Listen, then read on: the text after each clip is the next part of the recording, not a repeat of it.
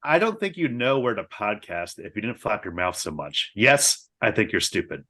Kiss, kiss, bang, bang. Coming up next.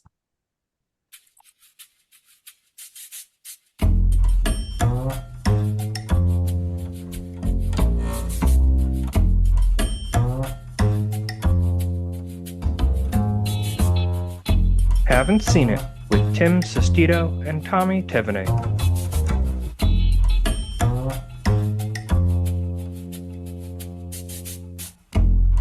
Hello, everybody. Welcome on in. Thank you all so much for listening today. This is a podcast where one of us is watching a movie for the very first time. And I believe that's both of us, Tommy. Have you seen Kiss Kiss Bang Bang before? No, this is my first time either. So great to dive into Shane Black. And and we also are not alone today. We have our friends from the Film Trace podcast. I know I was on a podcast last year where we did The Hunt and we did I have it written down and I can't remember off the top of my head. We did The Hunt and Michael Clayton. Michael Clayton, Yeah. And Tommy, I know you were on for Mad Max, right? Yeah, Mad Max and The Purge. One of those movies was amazing, and one of those was trash. You can figure out which one's which. Yeah. So Chris and Dan are hosts of the Film Trace podcast. They're currently in their Future Wars cycle and just did James Cameron's Terminator versus the versus Aliens, two all-time classics. So Dan, Chris, welcome to the show. Thanks so much for coming on here. What is your guys' relationship with Kiss Kiss Bang Bang? Is this your first time seeing it as well, or Chris, you go ahead. I think you've seen this before, haven't you, Chris? No, I've seen bits and pieces. What? Me too. Yeah. Yeah. So This is like the first time for everybody. Yeah, we're all going that's in blind. insane. So amazing. we're all going in blind? It's especially strange because I think Dan, you and I both did an episode on The Nice Guys and have probably seen that movie at least half a dozen times. Oh, at least after that. It's one of my favorite movies of that decade, last decade. Right. So. And of course we've all seen Lethal Weapon, right? And Iron Man 3. Mhm. So it's very strange that all four of us somehow missed the entirety of Kiss Kiss Bang Bang in 2005. Yeah, his first directorial debut. So I tried showing The Nice Guys to my mom during Thanksgiving, did not go over well. So wouldn't suggest that for Thanksgiving. Was it like the dead porn star in the first like 5 seconds of the movie? She just kind of took the wind out of her sails, Tommy. Yeah, I'll be honest. I did not remember that scene. The movie opened up with that scene when I suggest this movie off Netflix. Where he's just looking at Playboy of like Miss March or whoever, and then she just is dead in his living room. Yeah, I think we lasted 30 minutes. We lasted 30 minutes, and she's like, "I gotta watch another movie." We've all been there. We've all been there showing our parents a movie and you're hoping they're going to like it. And it's just like, please put on something else. I know you really like this stuff, but not me. Yeah, exactly. But yeah, so thank you guys for joining us here today. So as we always kick off our podcast with just a movie you've seen recently. So Chris, I'll throw it over to you. You know, what's a good movie that you maybe saw in theaters or at home that you've been kind of dying to talk about? Yeah, I mean, I wish I had seen it in theaters, but I'm still getting over a bit of a cold, and so I had a sick day last week, and I watched both David Fincher's The Killer and Todd Haynes's May December back to back, finally. Very nice. And I loved both of them. Chris, Killer, come on. Well, so May December, I've been hearing a lot of buzz about it. I haven't been able to check it out yet. What kind of stood out to you about that movie? Because that's the one with Julianne Moore, right? Natalie Portman. Correct. Yeah, and it's clearly inspired by the scandal from the 90s with Mary Kay Letourneau and the middle school boy she groomed and that eventually married and had children with. And the take that Haynes, the guy behind Far From Heaven, was what if Natalie Portman's character was an actress that was spending the weekend, it turns out to be more of an extended stay with this Mary Kay Letourneau type figure, to try to understand her because she's about to play her in a film adaptation of that story. So it's got that meta angle to it. Some people are calling it camp, and some people are calling it more like a soap opera melodrama. Todd Haynes is known for kind of playing in both sandboxes, and it's just a really fascinating and ultimately disturbing watch. I think it's actually more horror than it is comedy at the end of the day, and I couldn't recommend it more. Yeah, I watched it over the weekend too, and that movie just is very unsettling. The score in itself, with like just the haunting piano that just keeps on playing throughout, especially during just like big like moments dropped. I mean, Julianne Moore was great. I mean, there was a undercurrent of comedy a little bit to it, but it's still overall, especially with Charles Melton, just like deep dive into just how disturbing this all is. So, I mean, I think it was a great unsettling watch. So, not a movie I recommend to watch with the parents either. So, no, yeah, don't do that. Yeah, it feels like one that you would be able to. Oh, come on, Mom! It's got Julianne Moore. It's got Natalie Portman. Like it'll be great for the family. It'll be like Dear Alice, and then it's just not that. Yeah. Dan, what about you? Any recent movies that you? I recently, I think it's because The Killer came out and I watched that and I hated it so much. Really? I despised it. I have strong opinions. But then because of that, I was like, I've never seen The Girl with the Dragon Tattoo. So I watched that like 2 weeks ago and loved it. Thought it was phenomenal. I saw you guys in an episode. We covered that a month ago. I mean, he was in the zone back then, 2010, 2011. To just oh man, so good, so dark and awful, but also great. Yeah, no, that movie in particular, I mean, like the Rooney Mara performance is just so incredible. I just loved her in that movie. Yeah, I feel like it changed my perception of her completely. Because I was like, wow. I feel like she hasn't had too many good roles like since then. Yeah. Even though that was her breakout. But I mean, when you look at it, I mean, what was that movie? Guillermo del Toro, the one at the circus, or whatever. Oh, Nightmare Alley. Yeah, Nightmare Alley. I mean, yeah, she was in that, but she wasn't the person that you remember. Like when, but Bradley Cooper put on like a tour de force in that movie, though. And Kate Blanchett. Rooney Mara is in another Todd Haynes movie, Carol, and I love that film. So good. Yeah, she's fantastic. But yeah, seeing her that, I was like, wow, yeah, she needs to do more amazing, awesome movies like this. Yeah, Prometheus too, right, Dan? Oh god, was she the one? Was it her or her sister Kate Mara that was in the Fantastic Four? That was Kate. Yeah. Okay, I was gonna. I don't know if she's as talented as Rooney. Yeah. She was good in Shooter. If you ever seen, she was good in Shooter. Listen, that's the perfect movie. TNT movie that you put on with your dad. Like I don't know. Yeah, I literally watched that movie with my dad. Yeah, it's fun. It's a fun one. It's a fun one. So Tommy, what about you? I think we both have a similar movie you'd like to discuss here. Well, I was going to discuss the one actually I saw in theaters. Speaking of dad movies, I finally got to see Die Hard for the first time on the big screen over the weekend. Nice. AMC has been doing screenings of it, I think, all week, and I had to go. I saw 10 a.m. screening as one of 3 people in the movie theater, which was ideal for me, even though they decided to sit in the same row as me. What the fuck? Yeah. But overall, Die Hard, I mean, like, there's so much to talk about, but it just holds up so much well. I mean, Alan Rickman's the greatest fucking villain of all time. And it is a Christmas movie. I'll sell this debate right now. It takes place during Christmas, and it's not like Kiss Kiss Bang Bang, which is not a Christmas movie, which we'll get into later on. But Die Hard, I think everything about it, just a great concoction of 80s action. Yeah, Die Hard's a good one. I saw a bunch of movies in the theater last week. I saw 3 of them. I guess my Christmas movie that's also not a Christmas movie, but is most definitely a Christmas movie. I got to see It's a Wonderful Life. They had a screening of it down here in the Franklin Theater in Franklin, Tennessee. And that's like my favorite Christmas movie of all time. And getting to see it on a big screen was just kind of magical because it's always just the one I would watch with my mom every year. Got a lot more laughs in the theater with like the full audience than like I was anticipating, because I never really took the movie as that funny, which I thought was kind of interesting there. But then, as soon as George takes Clarence to Harry Bailey's grave, I'm just crying through the last 10 minutes of the movie. So one of the best ever. I love that one. And then also I just want to touch about Godzilla -1. I got to see a screening of that too. Yeah, fantastic. Easily my favorite Godzilla movie, and probably the one that's gotten the closest in spirit to the original Godzilla. I don't know if either of you have ever seen the original Godzilla. I don't think that I have, but then the new one looks phenomenal. It's also like doing quite well box office wise, like breaking out, which is surprising.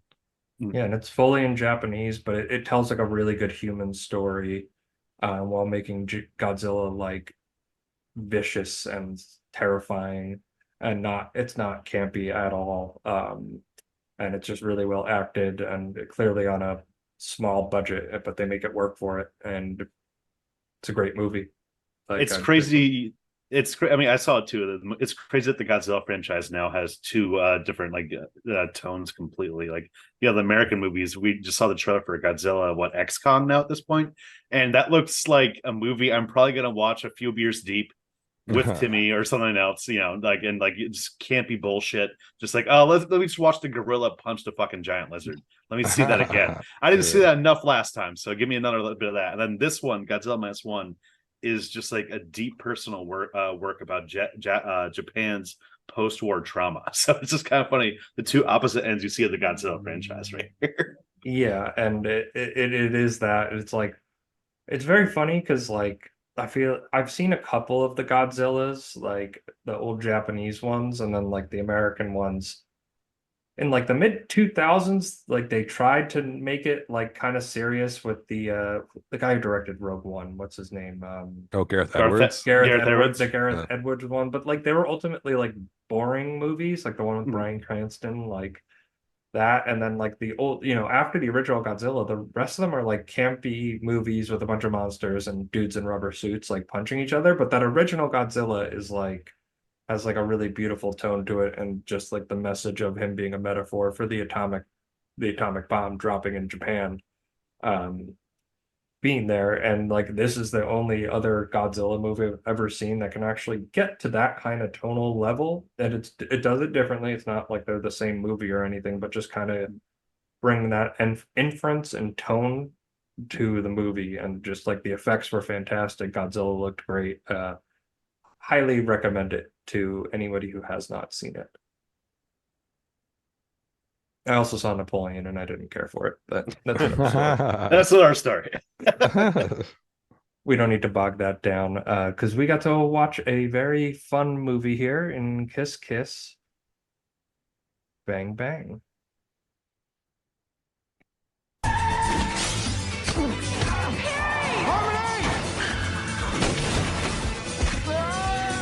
Robert Downey Jr. What do you think, I'm stupid?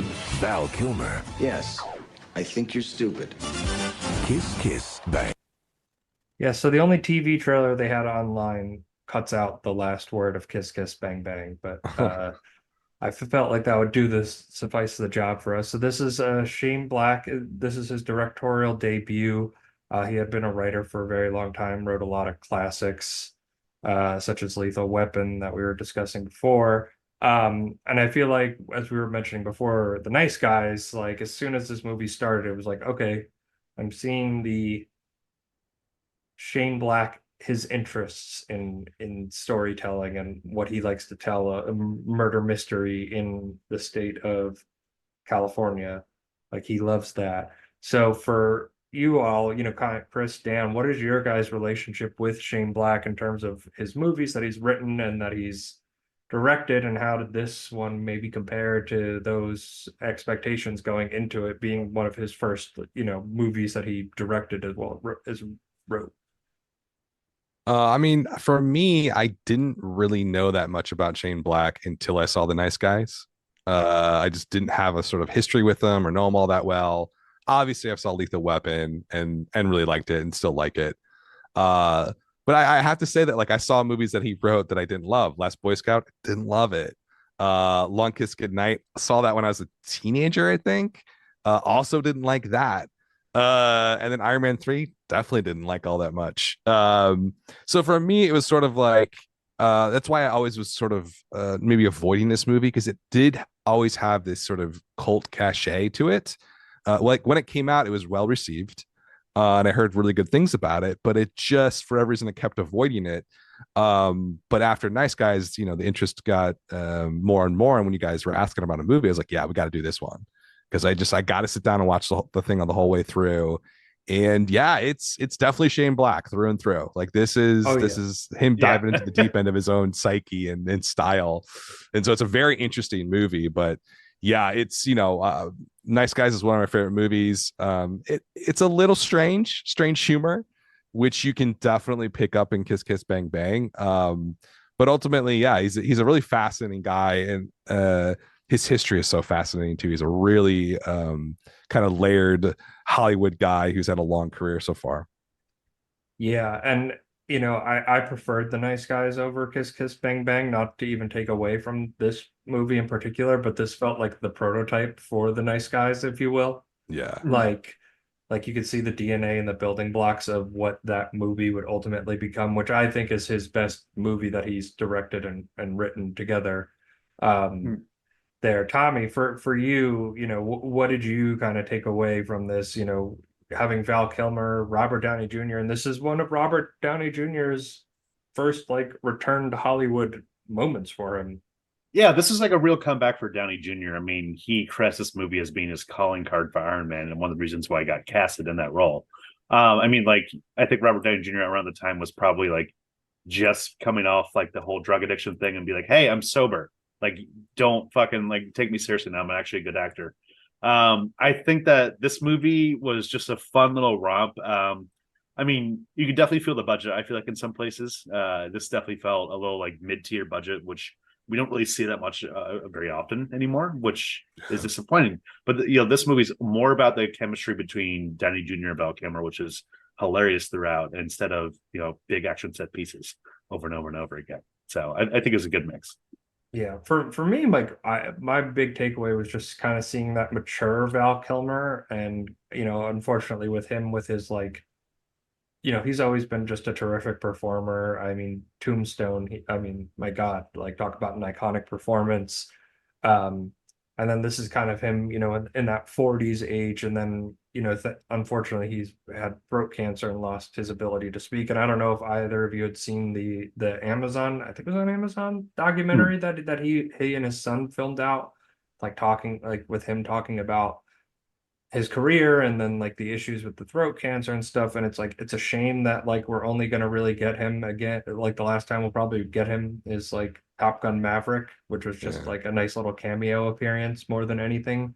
Just because like if you can't talk, it's kind of hard to Yeah. be a There's not leading as many man in a roles. movie unless like he gets Drive 2 or something like that and doesn't have to talk, you know. But outside of that, it's tough to see there. But I thought he was killer. Like he was very funny, very like strong personality, just really fun throughout. Like I loved actually one of the scenes I loved was when he like broke down to Harry Harold, Robert Downey Jr.'s character. So basically, the start of the plot is that turns into a murder mystery is Harry is a thief. He gets chased down an alley and runs into a Hollywood audition for a detective part. Somehow lands the audition, ends up at a party, and has to be working with Val Kilmer's character, Gay Perry, to learn how to be a detective. Even though it was just a ruse because they want Colin Farrell to get the part and his price was too high. So if they bring in some unknown actor, and I'm like, that feels very real. That feels like a very real inference from Shane Black right there in terms of something that could like that he's seen happen 100 times. Yeah. Being at some I feel party, being like, I'm getting screen tested, and he's like, sure you are, kid. I feel like the first like half of this movie is a lot of like inside Hollywood type stuff, like Be Cool type of stuff, Get Shorty, like those types of movies. And they really just lean into that. And I think that Downey Jr. in the beginning, just immediately him as a narrator, I think this is like one of the funniest narrator in a movie I've seen in a while. And I hate to connect it to the Marvel and stuff like that, but like you can see the influence in like Iron Man 3 of obviously Shane Black wrote that, and Downey Jr.'s influence is just like key through line right there. I don't think I saw Iron Man 3. It's a good one. Some nerds got fucking upset because of a twist midway through the movie, but it didn't really derail the movie for me personally. Yeah, I probably won't watch it at this point. Yeah, Maybe like you're out. 5 years ago I would have been more interested, but at this point I know Chris has his Marvel shirt on, but I'm like I'm a little cooked on the franchise as a whole. At this point, I was like Guardians of the Galaxy 3, and I was like, that's I'm gonna call it quits there for me. Yeah, and so Harry and Gay Perry, I love that they just kind of refer to him as Gay Perry, are doing this through line of he's learned to be a detective, and then the body of Harlan Dexter's daughter appears right next to them at the lake. They have to hide that, and meanwhile, Robert Downey Jr. bumps into Harmony, played by Michelle Monaghan, who I thought was fantastic in this. Who is her, who was his like high girl he had a crush on in high school, who didn't feel it back to him, but they were very good friends. Yada yada yada, and the mysterious suicide of her sister. And I think it leads to a very fun narrative throughout that's very well paced. That's what I really liked about this movie. Like, it doesn't let you sit for 1 second. Like, I felt like the pacing in this and the editing made a really solid through line, and not some, like, I felt like it could have been very muddy and confusing because there's just a lot of moving parts in it. But I felt like for the most part, it was pretty well explained, everything that was going on. Yeah. Like the plot and stuff. Like, I didn't feel too lost or too confused. I mean, I think that's Shane Black, the whole thing with him. He said in an interview that, like, in a movie like this, you kind of need something like every 25 minutes to like reel people back in. And I feel like a lot of the way he did that was the narration, just Downey Jr. breaking the fourth wall right there and be like, all right, if this is a movie, we do this and this and this. Dan, how did you feel the narration held up in this movie? I think it's fun and clever. It's obviously like super postmodern, and it's very sort of wink wink the entire way through. I don't, for some reason it just works here. I tend to not like that style that much.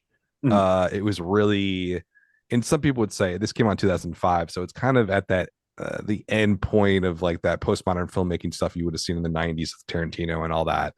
But I think it works here. It's just kind of fun. It sets the vibe of the film as like, it's laid back, let's have a good time, let's not take anything too seriously, and like that vibe stays on throughout the entire thing. And it really, the interplay between Val Kilmer and Robert Downey Jr. it's phenomenal. It's just such good chemistry. And yeah, I think the whole vibe of it is just it's a fun kind of lark about noir film, and I don't know, it just clicks, and it clicks really well. Yeah, I mean, sorry, go ahead, Dominic. You can easily see this movie like, any buddy cop movie. I mean, the chemistry is what really drives it down the lane. And thankfully, we have two cast members that are great. I mean, Downey Jr. can talk fucking like a million miles a minute and works for Shane Black within that script because he can just go fast, fast, fast, fast, and it really works. You really see him just getting under the fucking skin of Val Kilmer constantly.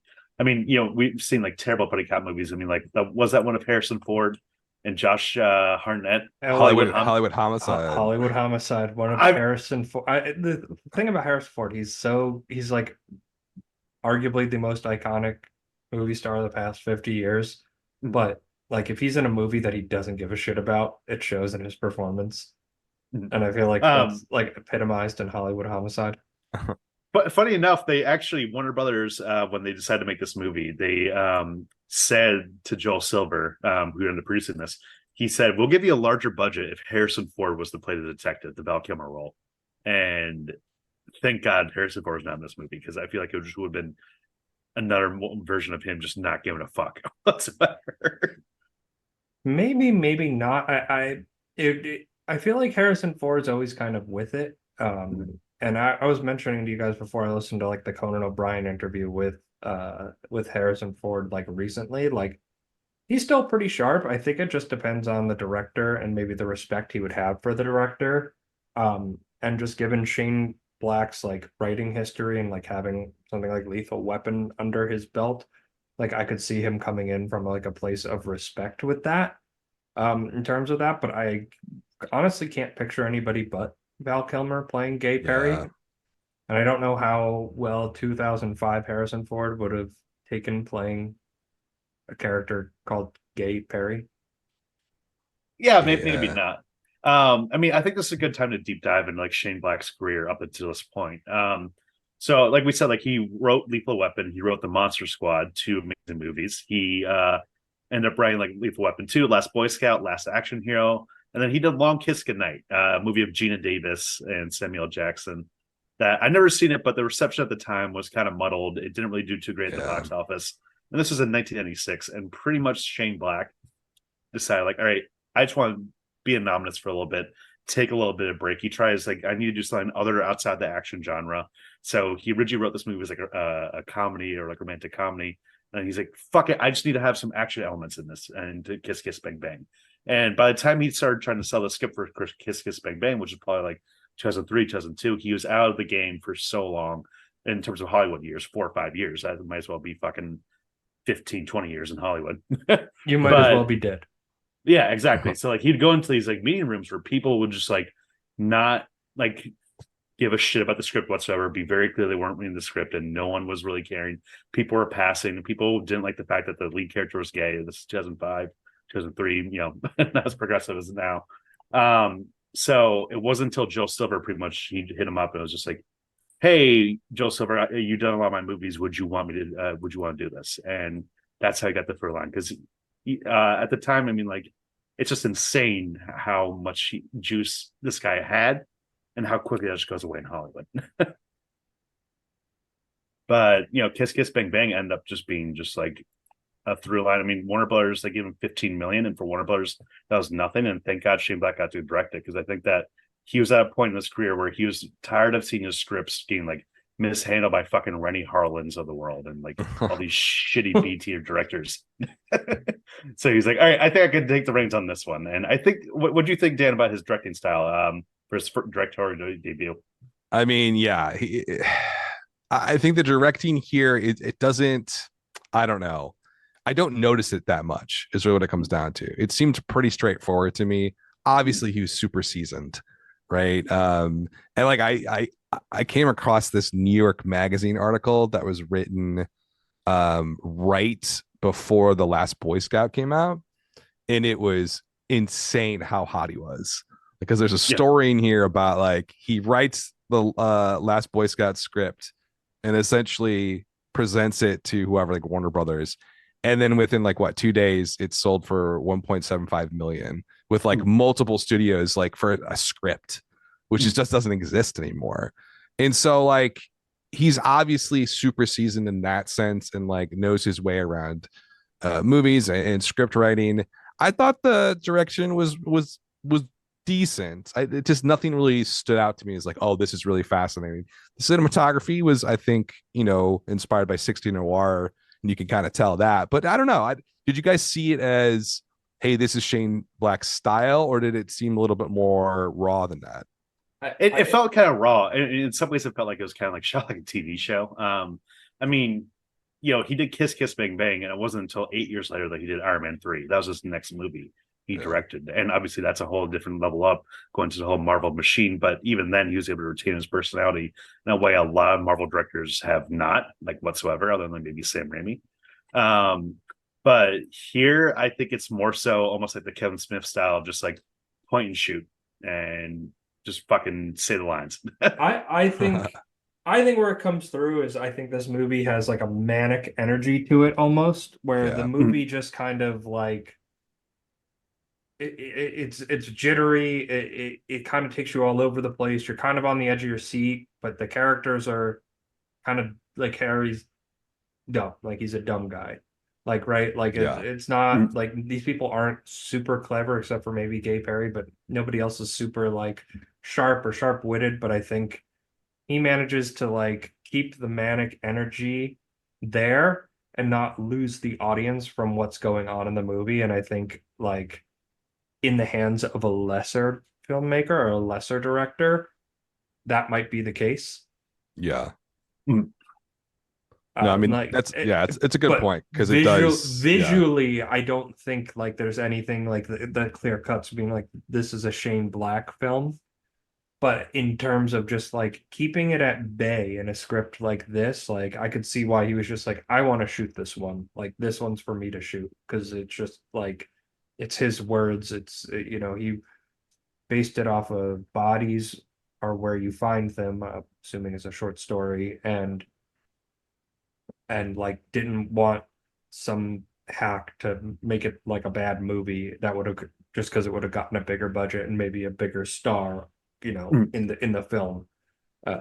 So that's where I think that comes in, and I kind of even relay that to something like The Nice Guys, where it's like it does have a little bit of, much less so in The Nice Guys than this one, but does have that like manic energy. And I think that's like kind of what I distinguish the Shane Black films I've seen. That's where I make my distinction. of it is kind of that energy and keeping it at bay and keeping it comprehensible for the audience. Hmm.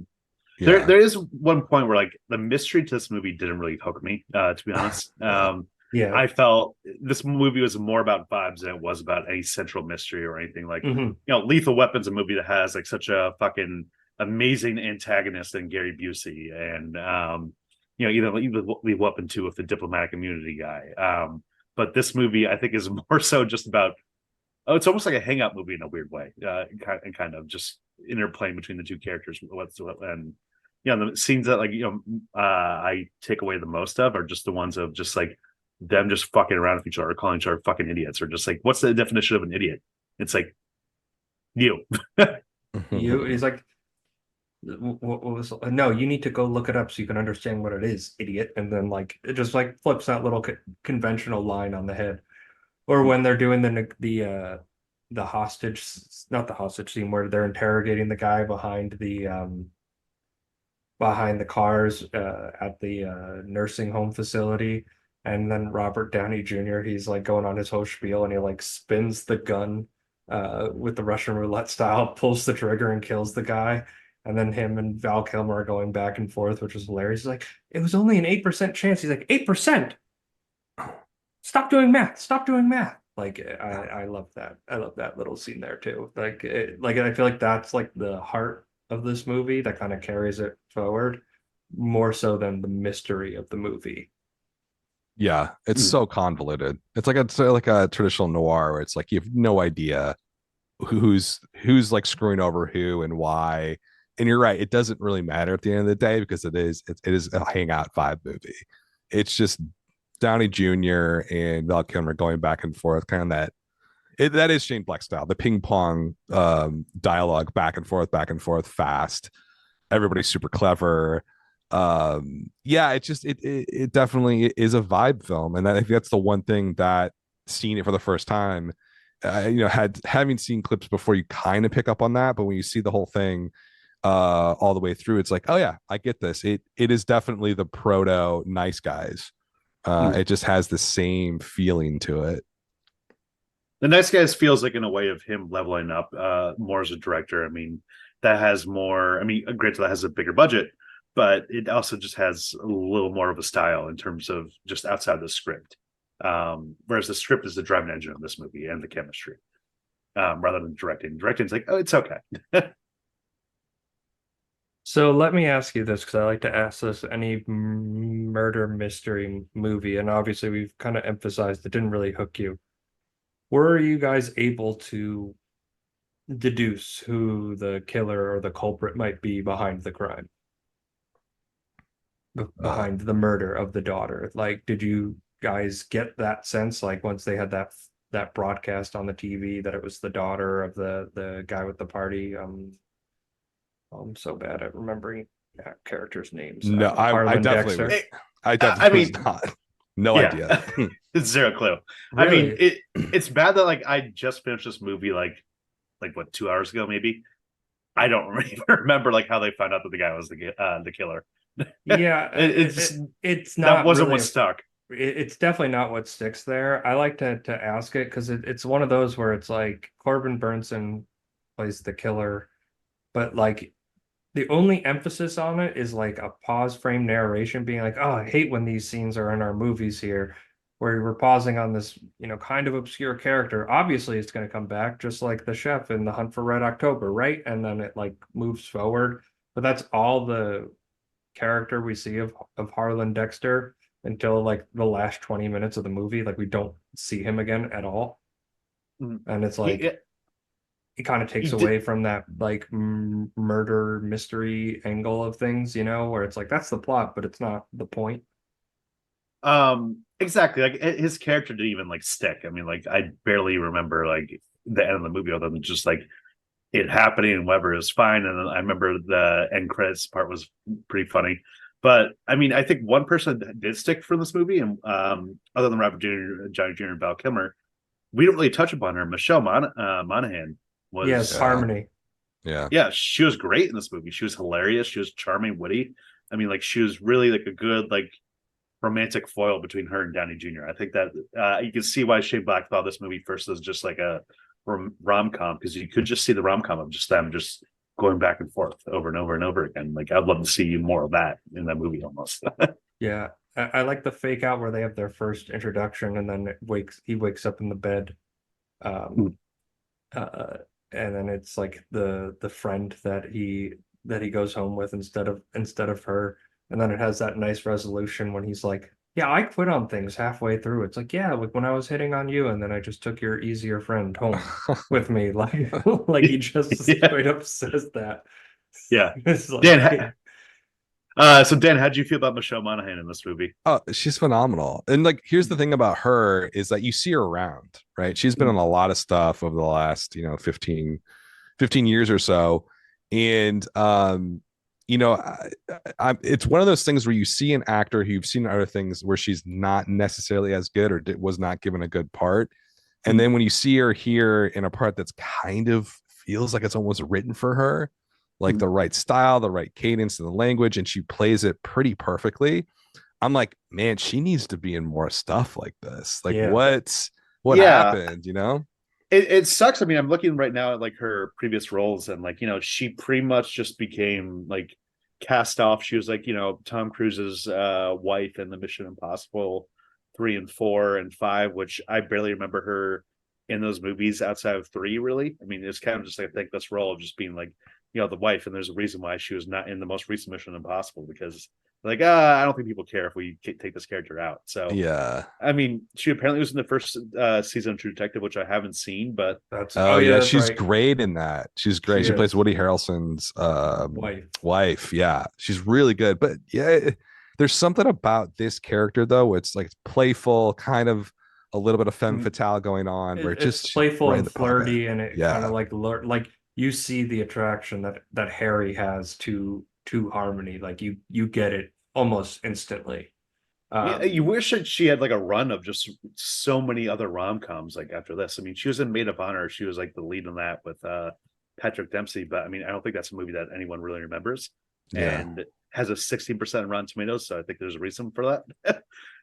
But her chemistry of just Downey Jr. just bounces off the screen constantly. I mean, like I think that's what makes this movie work, is just the relationships and the chemistry between the 3 leads. And she could easily just be a thankless role, just no one in this movie cares about her. But instead, I think she probably pops off the page more than Val Kilmer does for me personally. Yeah, I mean, it's her and Downey Jr. have such a great relationship in this. And yeah, I think, they all 3 are kind of breakouts though. She's this is kind of early in her career, obviously, but like you can't like downplay how Val Kilmer is like reimagined in this movie. Yeah. And like Downey Jr. too, it's a comeback type thing. But yeah, there's so much of his Tony Stark, confidence and swagger in this character, and kind of like eccentricity, that it's just, it's a really showcase for all 3 of them.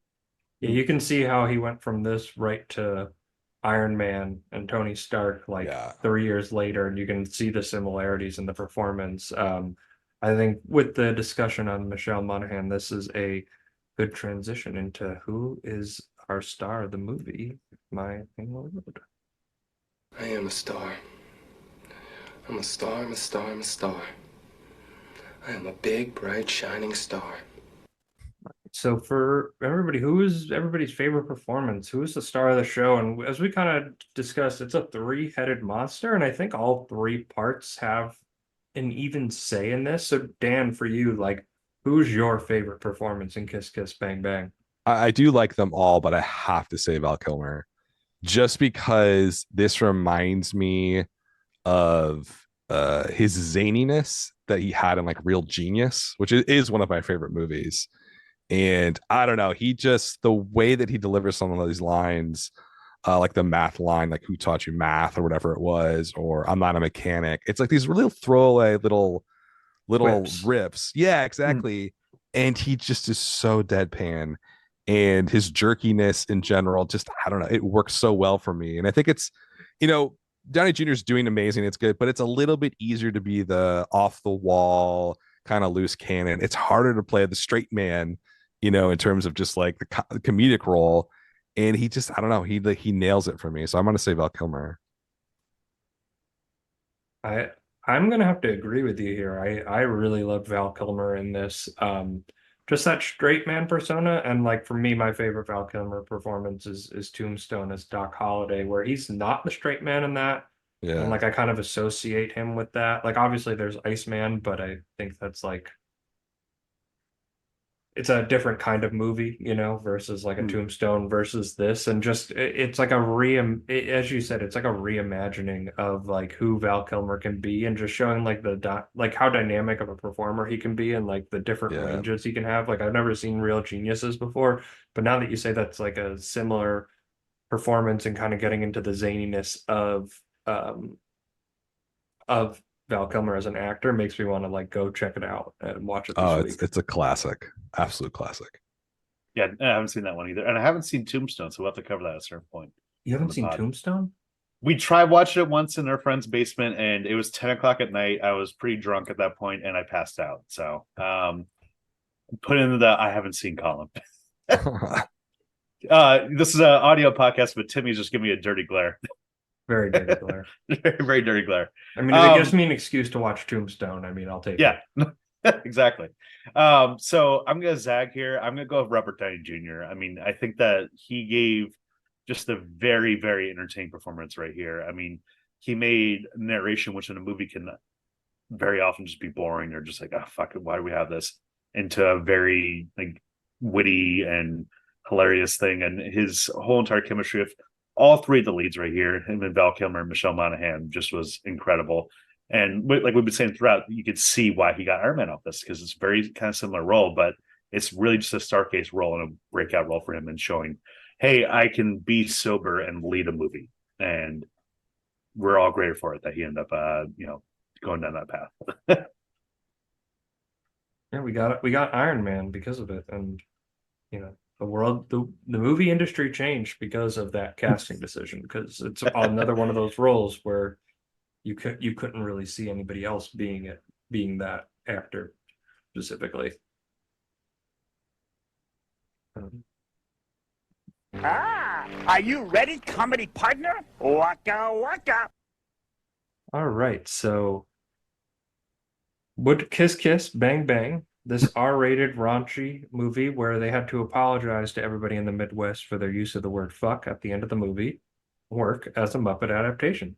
Now, Dan, are you a big Muppets fan? I would say like mild Muppets fan. Definitely growing up, I was super into it. I don't think I've seen that. When was the last movie that came out? The Muppets movie? Is it the Jason Segel one? There's one after that, but the Segel one of one's Tina really Fey. good. Yeah, I like that. That was good. So I'd say I'm a moderate fan. We'll call it that, moderate fan. Okay, moderate. Will this? What's the question? Will this work as an adaptation? Yeah, because you know how you have a Muppets Christmas Carol, like they do these adaptations of movies, so we like to ask that question, and we kind of want Disney to hire us to bring the Muppets back. Essentially, we're a think tank for them. I love it. I think it could work, definitely. Did you guys see that? What was that Muppet movie that was kind of like a noir rated R Muppet movie? It came out like 4 or 5 years ago. We've like referenced 6 years before. Ago. It's Chris, what's her name? Melissa McCarthy's in it. Oh yeah, the Happy Time Murders. That was more of a like the Avenue Q puppets and not the Muppets. That's true. Well, it was the Henson Company. But apparently that movie's trash. I haven't seen it. It's not good. It's terrible. Yeah. So I think you could do it, but it's got to be handled well. Yeah, delicate hand. Yeah, it would need a delicate hand. I don't know if I necessarily see this one specifically. I think it's like I would say the Muppets need slapstick in it, and this isn't really that slapsticky, unless you count like Harry getting his finger cut off as like slapstick humor. But I don't necessarily in this movie. So I wouldn't make this recommendation to the Walt Disney Company. Yeah, I got your back, boys. I know it's been a tough year. I'd say overall this would be not a good Muppet adaptation, but it's a disappointment that Happy Time Murderers end up sucking, because I remember like the concept art for that made it seem like it was going to be like a Who Framed Roger Rabbit type thing, where that movie works amazingly well as a noir, and we've seen that work before. So if they could just crack that code and instead just like erase all our memories that Happy Time Murderers came out and just make Shane Black write it instead, then it could be good. So Shane Black Red Muppet movie is what I'm pitching right here. I would like Shane Black to write and Joe Dante to direct. There you go. Movie. That's I good. feel like that's a combo made in heaven for like the most like satirical niche Muppets movie for nerds like us, exclusively. But it would be good. It would be good, Disney. Listen, it's been a tough year. Maybe it's time to dive down and bring us in. Don't cancel the Muppet shows that you fucking have on Disney Plus. Please don't remove them to save $10 million in taxes. Okay. So review time. Dan, we do it out of 5. So give us your score out of 5 and a little bit about what you loved or didn't love about the movie. Okay, so a couple of sort of nuances here. I'm gonna give it a 3 out of 5. I like the movie a lot. I like Nice Guys more. I felt like you have to see it just for the interplay between the 3 characters. Like it's really, really good. I think where it fell flat for me is a couple of things. One, I think the story at the end of the day kind of falls off at the end. I was really, really engaged the first like 45 minutes, but as it kind of went on to the last 40 minutes or so, I was like I'm not really connecting with the story. It does kind of seem just sort of a showcase for the 3 actors to kind of have a lot of fun, which is cool, but kind of fell off a bit for me there. Then I have to say this because I sort of knew this when I saw the clips back in the day. And Shane Black has I would say a raw, edgy style to his humor.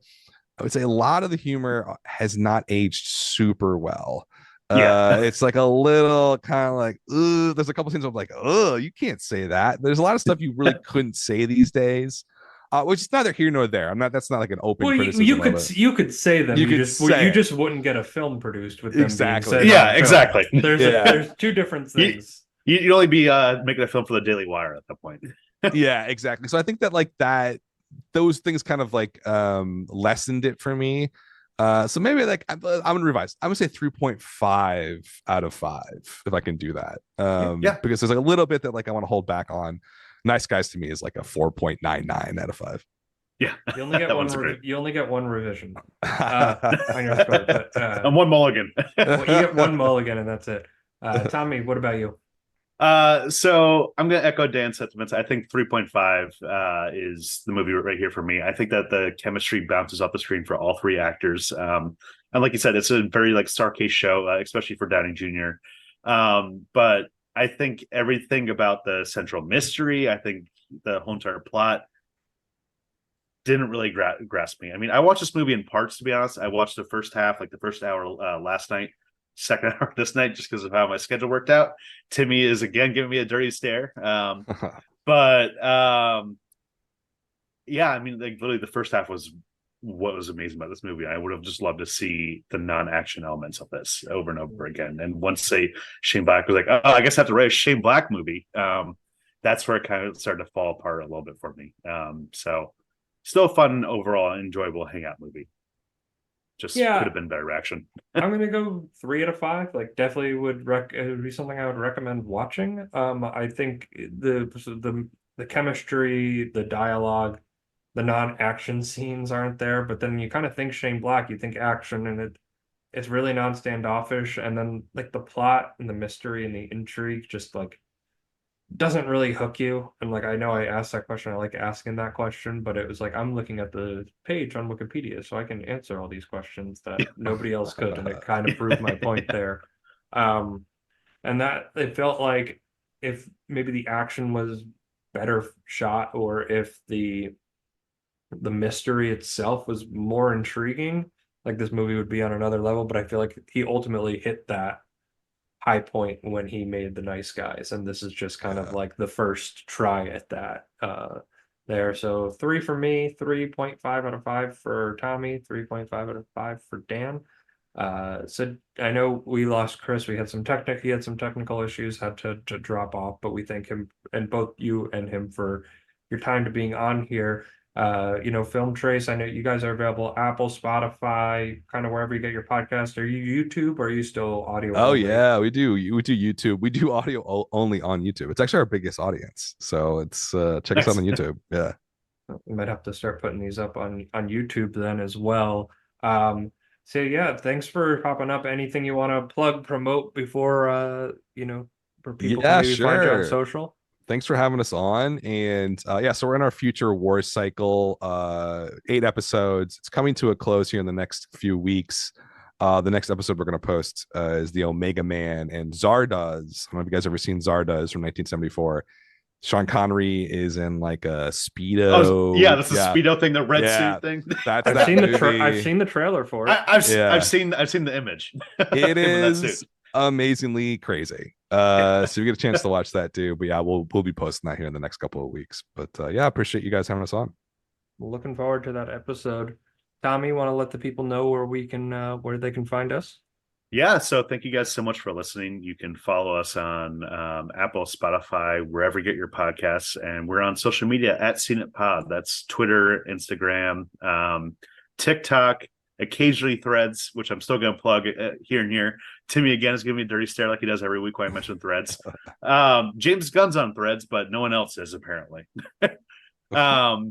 And yeah, leave us a 5-star review. Leave Film Trace a 5-star review also. Helps us out, helps grow the show. So thank you guys so much for listening. Next week, we're going to be covering Bad Santa, a movie I've never seen. I've seen parts of it on Comedy Central, but not all the way through. I feel like everybody's seen parts of it, but I've never seen it through. It's definitely in the spirit of Christmas, a movie called Bad Santa with Billy Bob Thornton. So very excited for it. And Dan, thank you so much for hopping on. Same to Chris as well. Appreciate you hopping on. This is fun. We'll have to do it again. Awesome. Thanks, guys. All right. Thanks everybody for listening. We will see you again next week.